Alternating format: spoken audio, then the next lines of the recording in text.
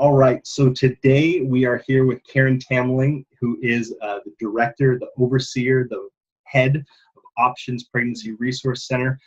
This is our first interview of hopefully many more interviews to come with our community partners here. We, as a church at the Grove, see value in highlighting and interviewing people and organizations that are doing works in our city, which is Albany, Oregon, that we could not, and meeting needs that we as a church could not reach. And so Options Pregnancy Resource Center is definitely one of those organizations. And so today we have Karen Tameling, who I'm going to let introduce herself to you guys, and hopefully you can learn more about options and understand why we value them so much and why so many people and so many lives who have come in contact with options value them. So Karen, if you would be so kind, for the people who don't know you, kind of tell a little bit about yourself and how you got involved with options and a little bit about what options is. Okay, sure. Thanks, Aaron. I appreciate that. So I am the formally known as the Executive Director of Options PRC, and we have two offices, one in Albany and one in Corvallis, and I oversee both of them from our administrative office in Albany. I started, when I started 20 years ago, we were known as a pregnancy resource center, and we did self-administered pregnancy testing, and my role at that point was to kind of do it all. I saw clients, I met with the board of directors, I did the training for our volunteers, and I think that God had prepared me for that years before when He put me in some administrative positions. And right before I took the position here at Options, I was privileged to be at the birth of two different babies. It had never happened before. I personally don't have children, and so I'd never been able to witness the birth of babies, and that was amazing to me. And to know that God was preparing this place for me to be, and knowing that that was part of the journey was just awesome. Spine-tingling, goosebumps kind of stuff. That's great. So, and then just a little bit about Options. Options PRC started at what was known as a crisis pregnancy center about 30 years ago, over 30 years ago. And the volunteers who worked there were doing pregnancy testing out of their homes. And so many, many years ago, as people were starting to see that this movement was going to grow, as a result or in response to the Roe v. Wade Supreme Court decision, we saw the professionalism amping up. And so I've been privileged to be part of that for 20 plus years. Wow, that's so great. That's crazy. Does it feel like it just flew by? You know, I remember my first day like it was yesterday. Wow. I can remember the interim director and I sitting, and she said, you know what, I think we should pray. Let's start by saying a prayer.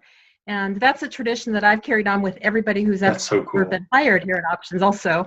But yeah, and sometimes it seems like, oh man, it's been a big hill that we've been climbing, but other times it does feel literally like yesterday. That's great. Yeah, and you're still climbing, obviously. So for those people who aren't as familiar with Options, you gave us a brief history here, but what, so I'll let you talk about it, but I've heard you talk about this a couple times. But for those people who don't really know what Options Pregnancy Resource Center does, what kind of briefly do they do? Okay, so the first thing that we would do is offer a pregnancy test, and then if somebody has a positive test, we offer an ultrasound to confirm pregnancy. So you can do ultrasounds. You have to send them somewhere, or do you get to do ultrasounds in-house?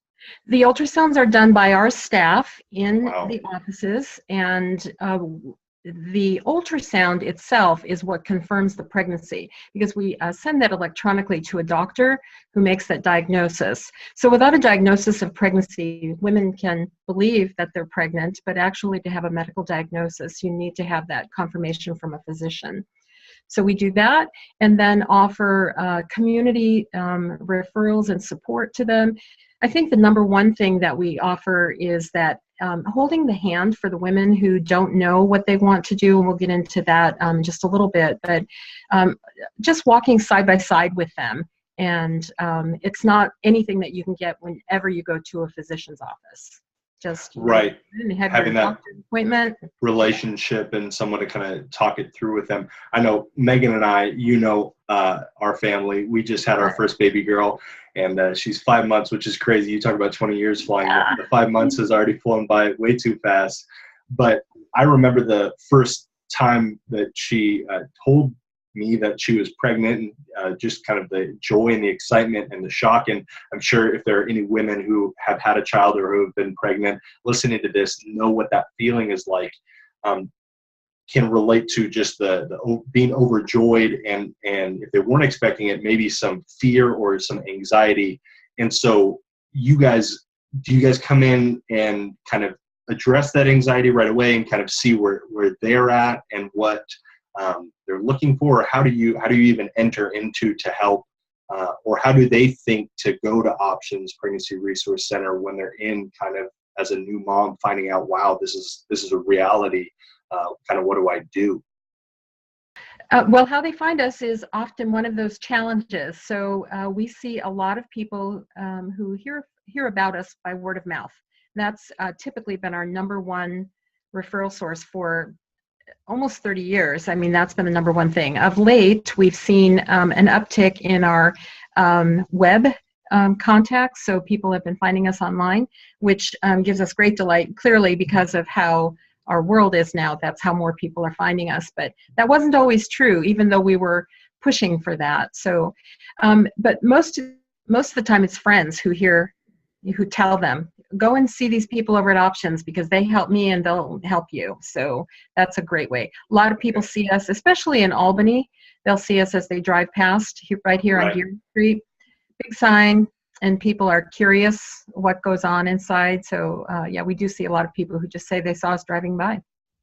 And so when they come in, kind of one of the first things you do is try to figure out maybe emotionally where they're at and what they're looking for and how you can best help them and kind of not allow them to feel so angst or nervous, and kind of break it down for them and bring a sense of calm to maybe a high stress situation. Right. So for everybody who comes in, the first thing that we're going to do is just to kind of get a sense as to where they're at. I mean, that's the number one thing. And we ask them to fill out a little bit of paperwork just to get us started. And once they've completed that paperwork, we'll take them into the back office, into an interview room, and one of our patient advocates will meet with them and just help them. Let's find out where you're at. Let's see what's going on, calm them down, just like you said, to make sure that we can have a good connection with them. Because the bottom line is, we want to make sure that they're receiving the services that they think that they came here for, and that would be, am I pregnant? Right. And then in the process of that, a lot of women find that they don't want to be pregnant, or like when you and Megan found out you were pregnant, I'm sure that you had angst going on inside of you. It's like, oh, yeah, we're happy. Oh my gosh, what's going to happen? You go through the list of questions of all of the things that are going to change, and can I provide, Yes. and can I do all this stuff? And we were trying for our pregnancy, and so I can't imagine what it would be like if it was unexpected, or whether you're with your partner long-term or not, just all of those what-if questions can be very overwhelming. Right. So just imagine yourself if you weren't trying to get pregnant, and then not even thinking about it, and then having a positive test. The amount of emotions and just up and down, and it's like, oh, I've always wanted to have a baby, but not now. And oh my goodness, that was a one-night stand, or all of those things that could potentially come into a situation.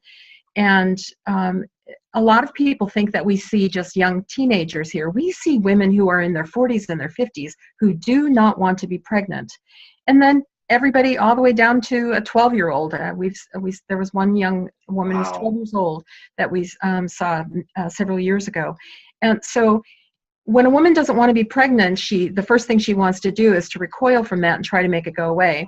So we help her just by taking the time and saying, okay, let's break this up into pieces and let's see what is going on. What's the worst thing that could happen? What's the best thing that could happen? And what are the pros and cons to pregnancy? What are the pros and cons to adoption? What are the pros and cons to abortion? So that they can really take this all apart and really understand why they're making the decision that they're making. Wow. So that's interesting. And I think I know the majority of people who are going to be watching this go to a church or are Christians. And that's really interesting that you go over everything. And I actually appreciate that. And I think that's, as you guys have probably found, there's a lot of wisdom in that, in not Right. ignoring certain options because it's not what you or I would choose, but actually helping them go through all of the options. That's remarkable. And really that gives them the best picture of, before they even know their pregnancy test results, they get the best picture of what those options are going to look like for them. Some women are convinced that abortion is the best option. And once they start dissecting it, they realize that, maybe there's more to it. I've always wanted to have a baby. Or a woman who's had, we had one lady who had 3 children and she was pregnant again, and she goes, you know what, maybe this is going to be my girl. And Wow. because she had 3 boys before, and thinking, was this a blessing from God, even though she didn't really have a relationship with God? Right. That's, we're able to bring that whole piece into it also for them and really help them talk about things that they hadn't really talked about or even thought about before.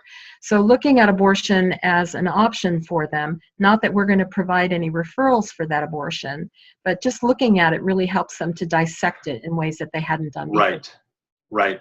And so we've been talking a lot about the initial service to the women. How many of them actually come in with their partners or with men? Because you guys don't, if I'm correct in understanding, you don't just service and come alongside the women. I mean, definitely first because she's the one who's carrying the baby, but you also help and encourage men to come in as well? Correct. Now, a lot of times the guys don't want to be here.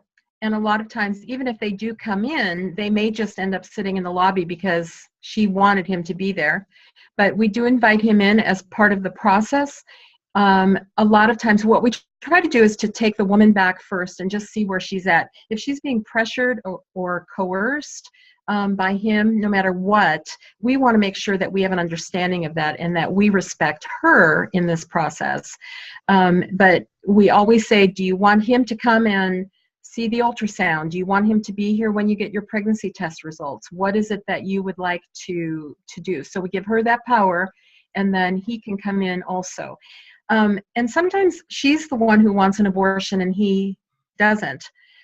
So we are also able to walk with him and make sure that he knows that he gets support from us in the same way that, in a different way that she would get support from us, and families too. We've had, sometimes we have family parties out in our waiting room because, grandma's there and the nieces and nephews are there, and auntie's going to have a baby, and, there's a lot of excitement about that, but she's the one who's like, I don't want to be pregnant. So, yeah, but we get all the family members, boyfriends, significant others, a lot of people. And that's in some cases more helpful because they kind of already have a support system.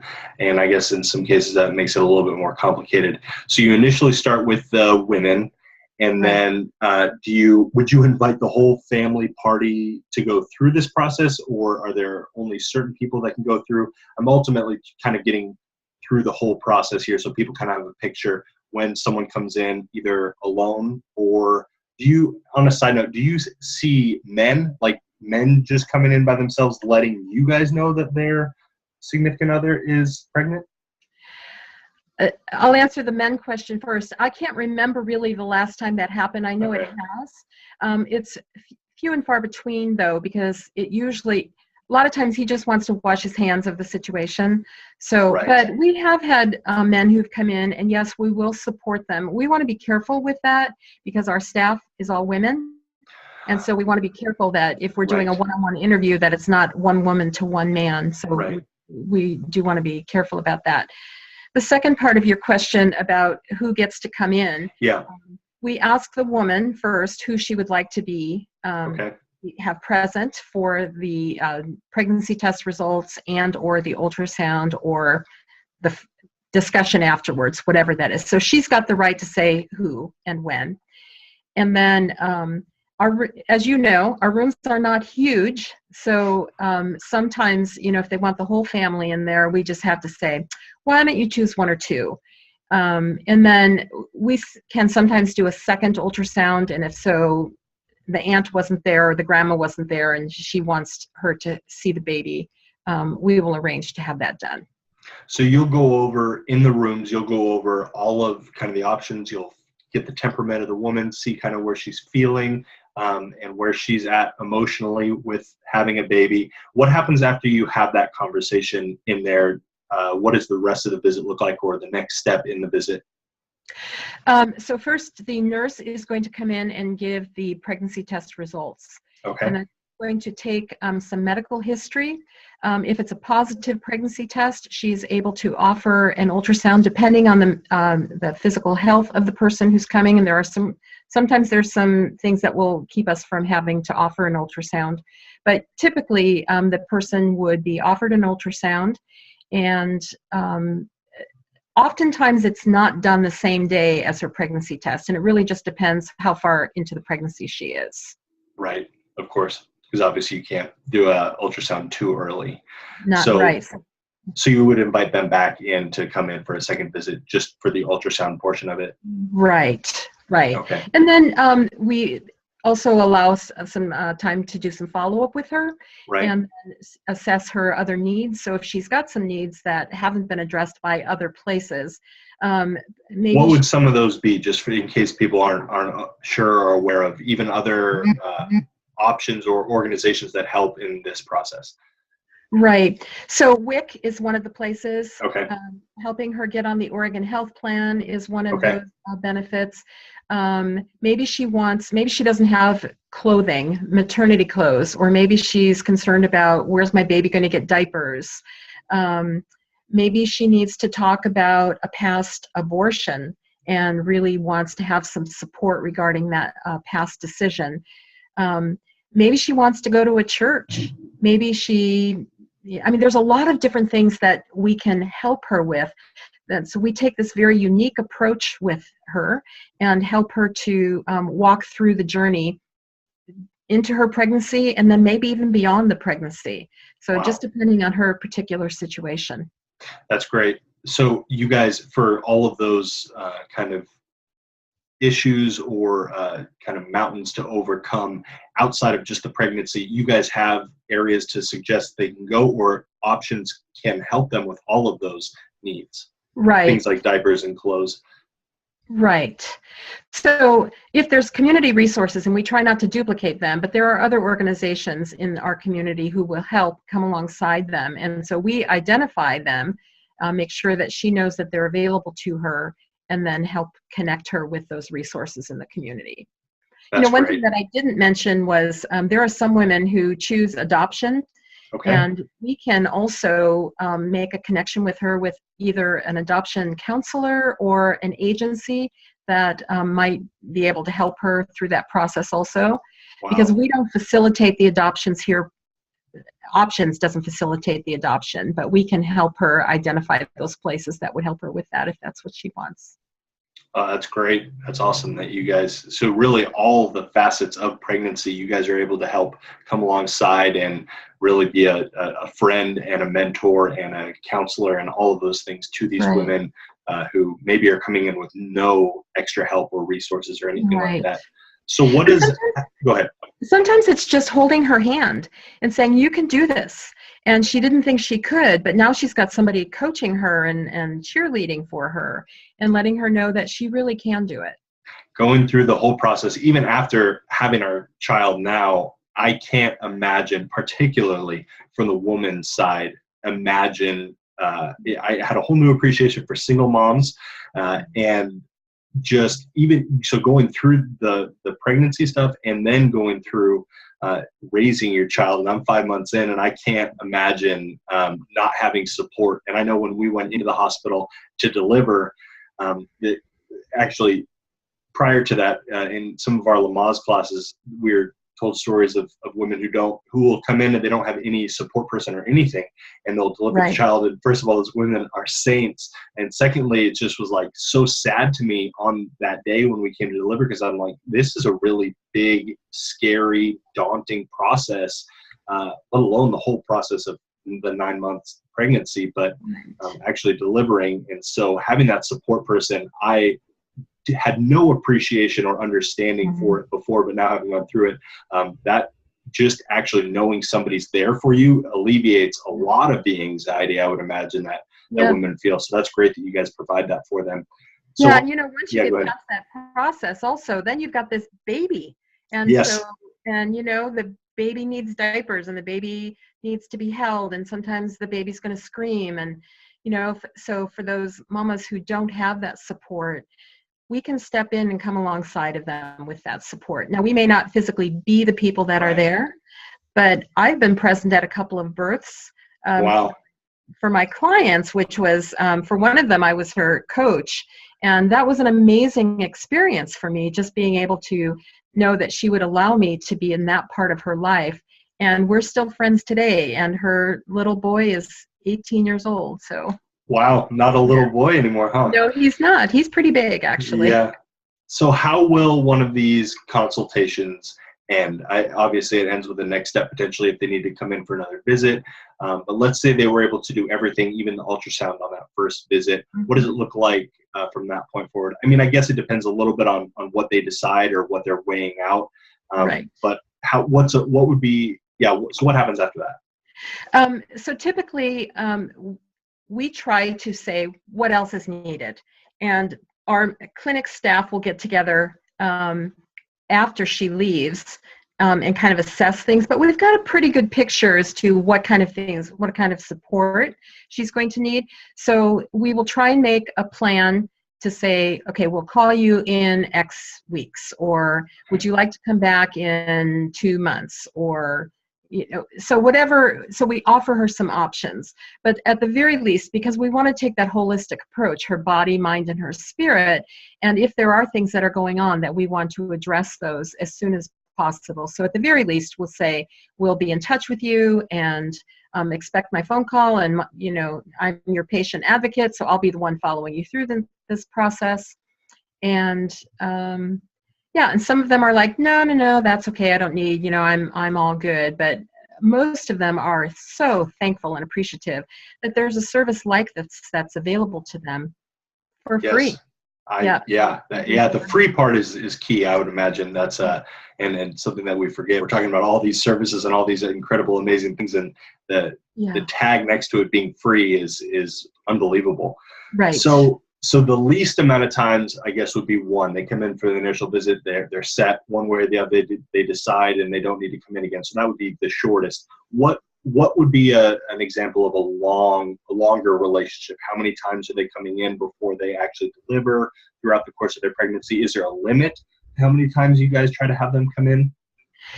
Because every person is looked at uniquely, we really try to take that unique approach. And some people need a lot more hand-holding. Some people are fine without it. So I don't know that there's an average, as you say, but I would think 2 to 3 visits would not be unlikely. We're not going to be doing any physical exams on them. We've connected them with a physician who's going to take care of their pregnancy and their pregnancy-related concerns, but we're going to be there to hold hands. So as we're doing that, how much hand-holding do you really want? And, we get a lot of people that come back and bring their babies to us afterwards. And, what an amazing thing to be able to, especially for a baby that wasn't destined to be born. Those are pretty powerful, powerful experiences. Yeah, for both the mom and the kid, and then the staff. What a rewarding thing. That alone would make it worth volunteering there just to see those stories and build those relationships. All right, so there are things that make Options Pregnancy Resource Center unique that other organizations don't do for women. What are 1 or 2 of those things that really set you guys apart? Besides going over everything and coming alongside, and those things are great, but services that are really unique to you guys that are features, I guess, for lack of a better term.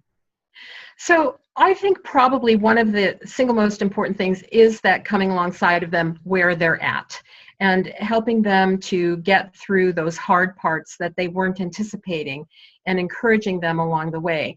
But probably one of the nicest parts, and we've touched on this already, but is that it doesn't cost anything. So when you go into your doctor for a maternity visit, you know, they've got certain things that they're going to do. And is this okay? Is this okay? I mean, any doctor visit, they're going to kind of push you through those things. We don't care how much time it takes, and it doesn't cost them any money. And we do that because we know that there's someone who gave that to us, and that's Jesus. Right. And so for every person who comes here, they may never hear the name of Jesus, but they're going to feel that love because we're giving that from who we are in him. We can't do it in the world's terms. We just can't because we're imperfect. But that's probably the number one thing I would say. That's great. And I thought a little while back you were talking about something unique about actually being able to give them an ultrasound, or maybe it was something around what you can tell them from their ultrasound. Maybe that was because you guys have actual doctors that are working there. But I thought there was something in regards to the ultrasound itself that kind of sets you guys apart for what you're able to do that they're not going to be able to get anywhere else. Maybe the opposite, but it's a limited ultrasound. Okay. So we can do ultrasounds from 6 weeks, and we can let them see what's going on inside the womb that early. Most doctors' offices, I don't believe that most doctors' offices are going to give you an ultrasound just because that early in the pregnancy. But so we're also finding out if the pregnancy is viable that early on. If you don't have an ultrasound, you don't know that there's a beating heart.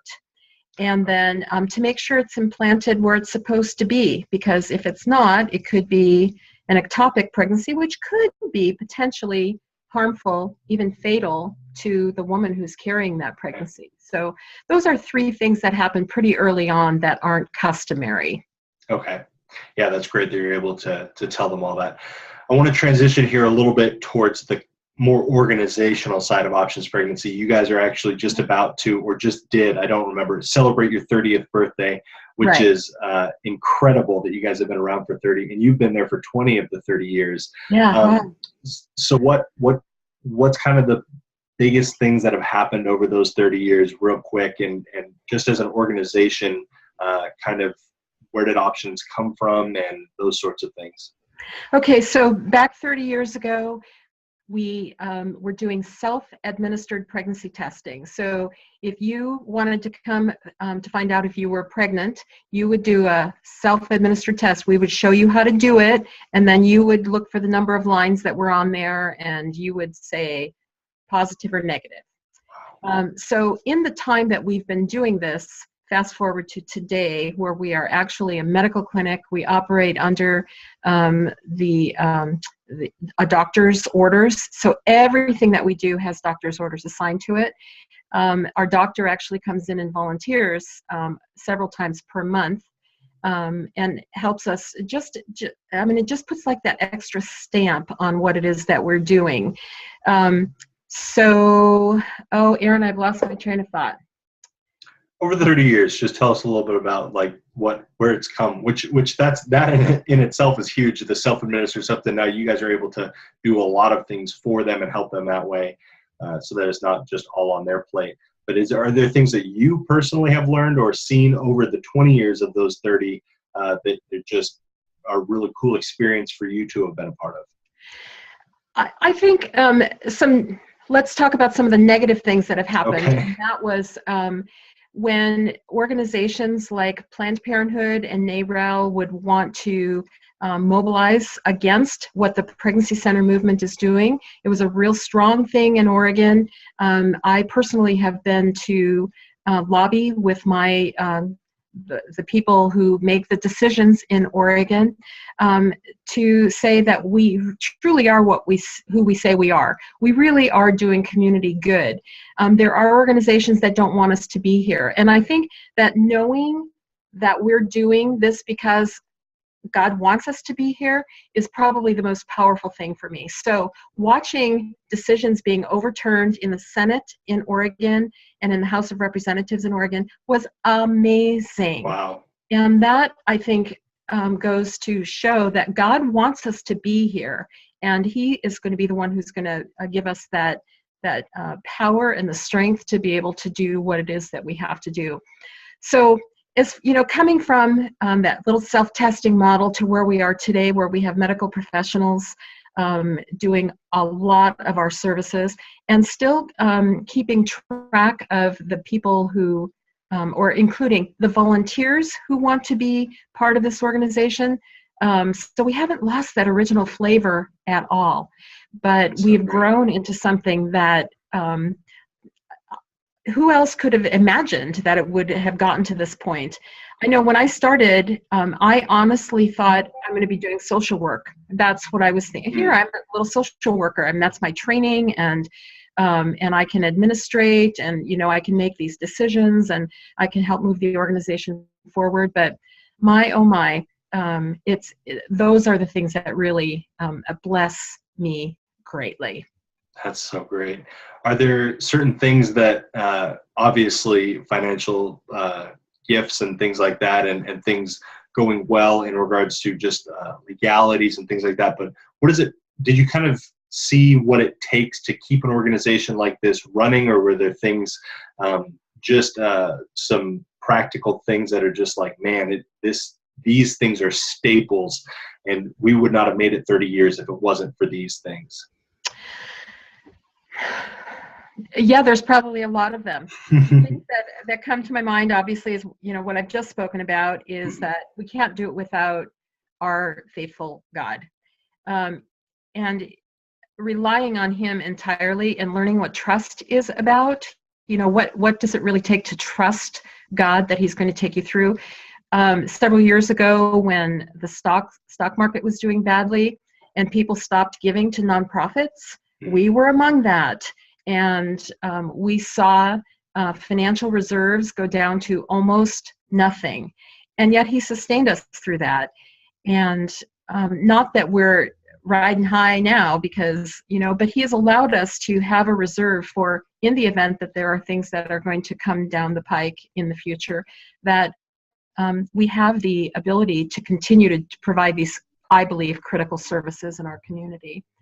So, yeah, I guess He's not done teaching me yet. Of course not. Yeah. Yes, that's great. So looking into the future, just and then we'll start transitioning into kind of how people can get involved in the really practical side of things, because there are volunteers opportunities for both women and men, which is great. But where is Options headed? So you've done the 30 years, and I know you, Karen, and I know that is not enough, and you guys are still going strong. What does the future for Options look like? I think that probably one of the biggest things that we're planning on, and this is on our 2.5-year plan now, is we would like to mobilize a medical clinic. So that would be to purchase a mobile clinic that would go into some of the unreached areas of our communities. And there are definitely places that people, they either don't know about us or they won't come to us because we're not where they're at. And people who are more in your generation perhaps are more used to, having services readily available to you. Yeah. And, there's a place where I can get my cell phone. Oh, there's a place where I can get my blood test or whatever, that it's right there and it's convenient for you. So this model has been tested across the country already, and there are many pregnancy centers who are seeing more women who are more intent on having an abortion and seeing minds being changed and hearts being changed. So I really believe God wants us to go that direction. And, I think about the campuses, Oregon State campus, even Lynn Benton, to have the services right there. Because we serve Benton County also, we're looking at Philomath and South Corvallis areas. Wow. Here in Albany, we're rather centrally located. So we don't want to overlook anything in Albany, but we really believe that that's where God wants us to start with that. So this mobile unit, are we talking like a party bus type of thing, or are we talking about like you guys come out and you set up like a blood drive would do in a school, and you rent, or not rent out, but you have a space within a building and you go to them, or is this like people go into a bus and have this whole experience? It's not a party bus. Okay. It's more like a Winnebago kind of looking vehicle, and there's a full assortment of options that you can get. Oh, that's options, just like us, right? Yes. From really being to have 2 rooms, 1 room, where your ultrasound room is, where your waiting room is, and it's all contained in this Winnebago-like vehicle. So we've done a lot of looking, and we know what we like, we know what we don't like. Okay. And and we have to get permission to park it. So for instance, if we were going to go park it on campus, we would have to get permission to park it somewhere over there, and then hang our open sign out on the unit. And we would still take appointments. So there would be a cell phone on it, hotspot, so that they could operate their computers. They're pretty tacky, so I'd probably have more to learn. Yeah, there's always more to learn, right? Especially with my generation, making it so complicated for you. Yeah, let's slow down just a little bit, shall we? Yes. So that's great. That's an exciting future. Now, we've painted a good picture. Hopefully most of our listeners now, or people watching us have this conversation, have a much better understanding of what Options does, how they provide things for women who are pregnant and in a crisis, both positive and negative sides of a crisis. What can listeners do if they are just in love with what you guys are doing? How can they get involved practically? And I realize there's a lot of different ways, but I know there's real specific needs that you guys have, and then maybe some general needs. And if there are places they can go that you mention, I'll make sure and link those up in our show notes, so that way people can just click the link and visit where you're talking about. But opportunities for the people who are listening. Okay, so first, we're always looking for volunteers who want to come in and spend their time here. That can be a patient advocate. That can be somebody who does office support. We've got somebody who, actually somebody from the Grove, who's coming and said, can I just like sweep the yard or something? That's awesome. Yeah, so I mean, doing things like that. I know the Grove has mobilized groups of people also in the past. And so, when that doesn't happen, or if it only happens once a year, we've always got, somebody can come and wash the windows, or sweep the carpets or something. So you don't have to have a lot of skills to be able to get involved in that way. So specifically, as far as volunteers in-house, we would look for patient advocates, nurses. Elaborate a little bit on the patient advocate. What you don't have to spend a lot of time, but just a little bit on what some of these more skill-oriented roles are. Sure. The patient advocates are people that we train. They're people who have a heart for ministry and really want to speak truth into the lives of those women that come into our offices. So we would train them, and I would say the number one skill that they would have to have is of compassion and really care about people. So we'll do some orientation first, and then take them through several weeks of on-the-job training to be able to teach them how to do the patient advocacy. Another role is for a nurse, registered nurses, and there are several people from the Grove who've also stepped forward and done that. Those are busy ladies also. We ask for 3 hours at a time for them to come in, and then most of them volunteer once or twice a month. Twice a month is good, so you keep your skills sharp. Yes. And then I would say one of the other things we're looking for are some guys to step forward and say, I'd like to help with leadership and guiding this organization forward. So we have some committee positions that we're looking to fill, as well as board membership. And those are the primary things as far as physical being here. And actually, this is new to me. What is the difference between like someone who would be a committee member and someone who would be on the board? Most of the time, we would want to get somebody started on a committee so that they understand what happens and groom people to become a board member. That doesn't always have to be the case. It depends on the skill set of the people who are interested in supporting. And the reason specifically I'm saying guys right now is we've got one token male. We had 3 guys whose term was up last year, and so we have 1 token male on our board, which it's great, but I'm sure he'd love to have a few companions too. Sure. And I think that sometimes the views of men and women as in guiding an organization forward do differ, and having that healthy ability to debate or dispute or different perspectives really does help make the organization stronger. That's great, Karen.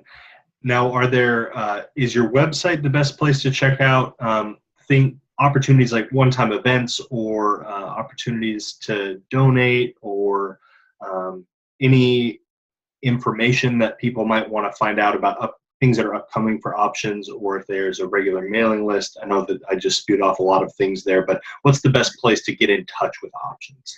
Okay, so the web address is optionsprcfamily.org. And there is a way for people to connect financially with us. There's also a way for people to download a volunteer application. We don't have the technical ability, probably because I don't have the technical ability, to fill it out online and to submit it, but it works for us. So we also require for every volunteer, including so advocates, nurses, board members, to fill out a pastor's reference, so that there's somebody who's saying, yep, this person is the person that they're saying that they are. And that's all available on the website. Okay, that's great. So the website's the best way to connect with you guys and to get plugged into volunteering and find out about upcoming events and all of those sorts of things. Yes. And you mentioned an upcoming event. We do have a fun family event. Great. On June 17. It's a Saturday at South Albany High School. We call it the Walk, Run, Dash for Life. Great. And we're really going to, this year, focus on family stuff and not make it competitive, which it's been in the past. We eliminated the big old 10K, which was hard for everybody.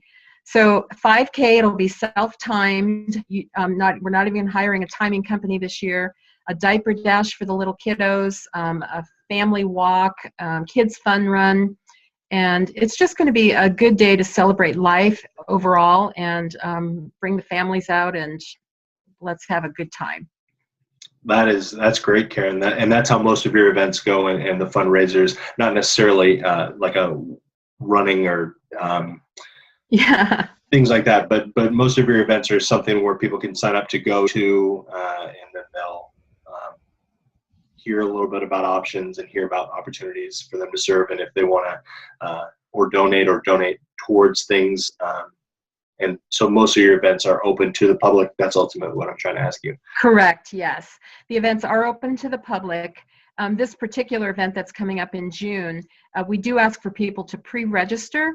And then when you pre-register, you're given an opportunity to set up your own little fundraising page, and you can email people or Facebook people. I don't think you can tweet people yet, but and ask them to support you as you support this organization. Oh, that's cool. So it draws in on people supporting other volunteers, not necessarily just Options. Right. And we do have some good prizes this year too. Okay. List some off to entice our listeners.